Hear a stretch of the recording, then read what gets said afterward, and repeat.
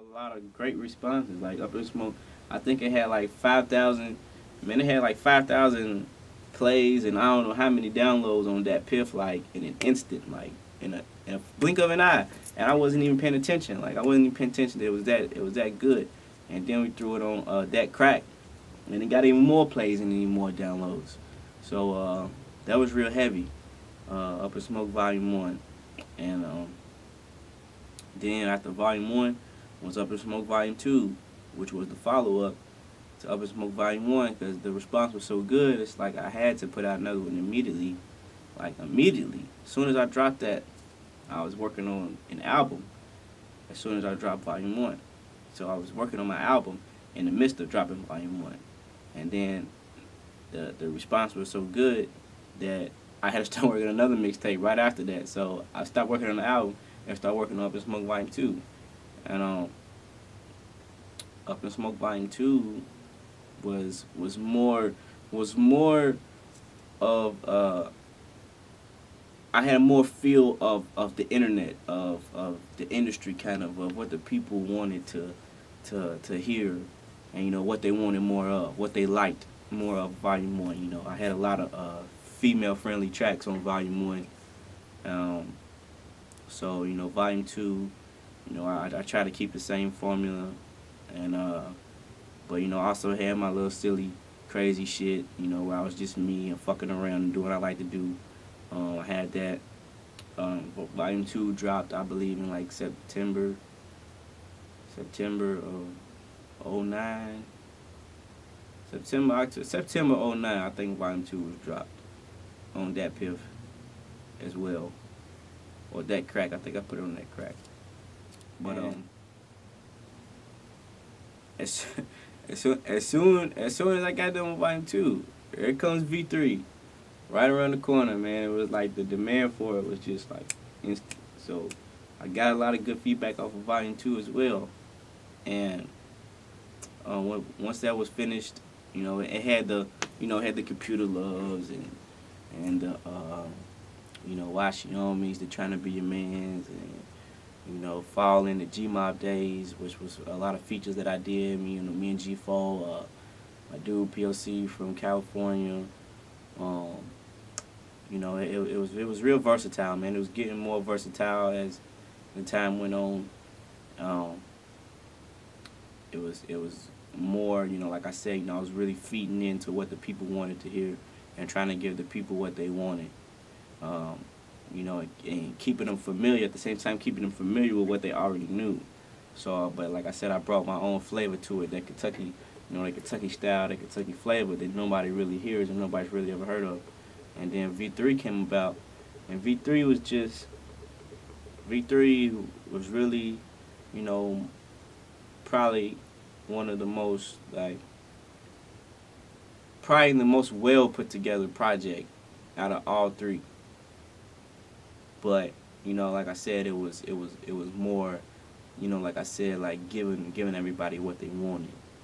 And but it's a lot of great tracks. It's a great tracks on all of them. There's a lot of great tracks on V3 as well. Real personal things on V3, and it's more street. The V3 is more street friendly, and it's female friendly, and it's real life friendly. It's a lot of everything. Everything you want is on V3. You feel me? But and that dropped in June of 2010. So between February 2009 and June 2010, three mixtapes were put out, and a cumulative of about 70 songs was put out within a year and some months. So those projects, man, I really worked very, very hard on those projects. And in the midst, like, there is a whole album, like almost a whole album full of stuff that nobody has ever even heard yet. Like, and it's a whole other me. Like, the album me, the Million Me's that I've been working on since February of '09 is still being worked on to this point. And it's like totally different because it's nothing like the mixtape. It's like nothing like the mixtape at all. Everything is me. It's all me. Most of the production is me. 95% of the production is me. Like I said, I make beats too. I do my own thing. So everything is from scratch. So this is what I'm building from scratch. A Million Me's is being built from scratch. Volume 1, Volume 2, V3, it's just, sound click in the industry. So, it's just stuff, the shit that's more relevant to what people are listening to, more appealing to the ear. But once this Million Me's drops, it's going to be totally foreign to the ear, and it's going to be something like, it's going to be something great, man. Like, you feel me? Like I said, I know everybody's not going to feel it. It's not going to be for everybody. But you either going to love it or you're going to hate it. One of the two. But it's going to be new, so it's not going to be nothing you're going to be able to compare to anybody else, which is what I think Kentucky is missing and what we missing as a state. And Lexington's missing as a city. Louisville's missing as a city. We missing that separation from, the dirty South, the separation from the Midwest, the separation from the North, the separation from the West Coast. Because people say we Midwest, but we really ain't. And then they say we top South, but we really ain't. So it's like nobody even really knows where we at. So, but on the map, it's really we top South. We're the top of the South, but we don't get Southern recognition.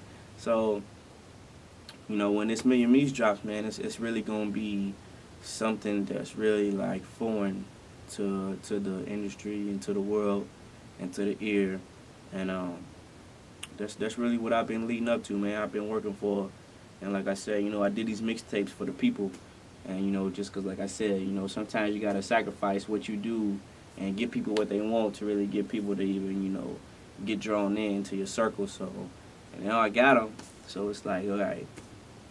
When I'm ready to do me, I'm gonna be ready to do me, and I'm gonna hit the world. Like I'm saying, it's gonna be a big shockwave. So, it's been like 4 projects, man, being worked on in the past year and a half. So, like I said, man, I've been on my grizzy, my grind 24/7.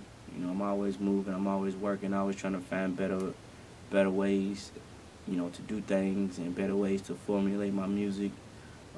Just trying to compete, man. Just trying to live and just really trying to show everybody that, we can do this too. We can do this just as good as anybody else. So, and that's what I'm going to show them. It's going to be done. It's going to be done in a way that nobody has done it. You feel me? Not saying it's going to be better, but, it's going to be done in a way that nobody's done it before. And I'm going to prove to everybody that, Kentucky's here for real. Like, we here for real. So, I hope they're ready for it. Most definitely. Sounds like you're. I hear you speak with a lot of passion, and you seem like a pretty busy guy. I say that because it took me a while to get this interview with you. But how do you juggle your time between personal life, your your entrepreneurial status, you're an engineer, you're a producer, you're an artist, you're a songwriter. How do you find the time to do all these different things? Man, I have no idea. It's I'm saying, man, it's really a struggle, man. It's real stressful. It's a real stressful thing to try to do. Like I said, it's really hard. I don't even know how I found the time to even be the artist that I've been for the past year and a half with all of the things that are going on and the things that have to be done. Like I said, the whole engineer side of it came about when I broke off with G-Mob and I had to do my own thing, and I had to learn, from scratch, how to engineer and how to make my music sound up to par with everything else. I didn't go to school for it, and I wasn't taught this by the book.